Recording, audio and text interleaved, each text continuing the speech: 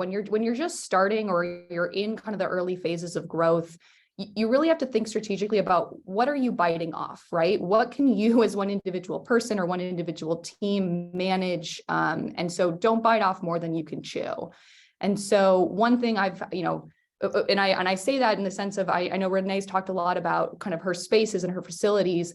Cloudflare really hasn't centered, or I haven't centered a lot of focus around our executive briefing centers. We have non-traditional EBCs. We've really thought about this as we're bringing a program to existence, and I'm going to work with my office team, facilities teams, and design teams and others to have then the office experience or the visitor experience to our offices help support that. But on that note, I think my big goal for 2023 is growth. Last year was my first year of a full year of this program. Very fortunately, we had some great success that came out of it. And so there's a lot of buy-in internally for this program if we're continuing to execute on this program.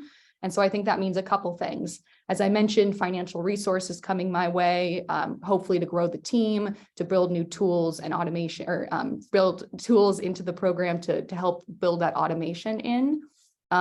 Additionally, thinking about global coverage as well. So I kind of very strategically, or actually, I'll take that back. When I first launched this program, I really did think of it as a global program, and strategically, after some trial and errors, learned to kind of scale that back. I had bitten off more than I could chew as one individual person. So I've really focused the last year on supporting the Americas region.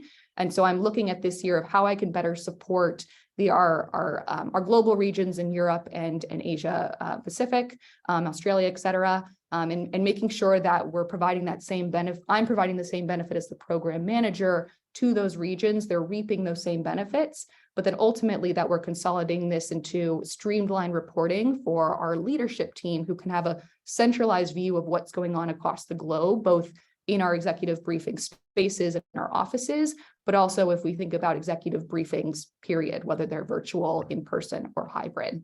And then I think the last thing I'll say too is, the other big issue or pillar for me in terms of growth is really aligning with sales leadership.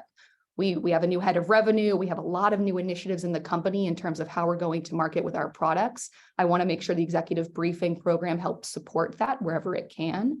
But additionally, we're also resegmenting a lot of our customer base and our prospect base into different types of segments. And so another thing too is to how to align with those segments. So we really are focusing on our high growth, high potential accounts that can see the most impact from executive briefings, and making sure that the majority of focus is going there. So again, you're not spreading yourself too thin by being an open door policy, and being a little bit more strategic about thinking about where's the biggest impact that you can have within the organization.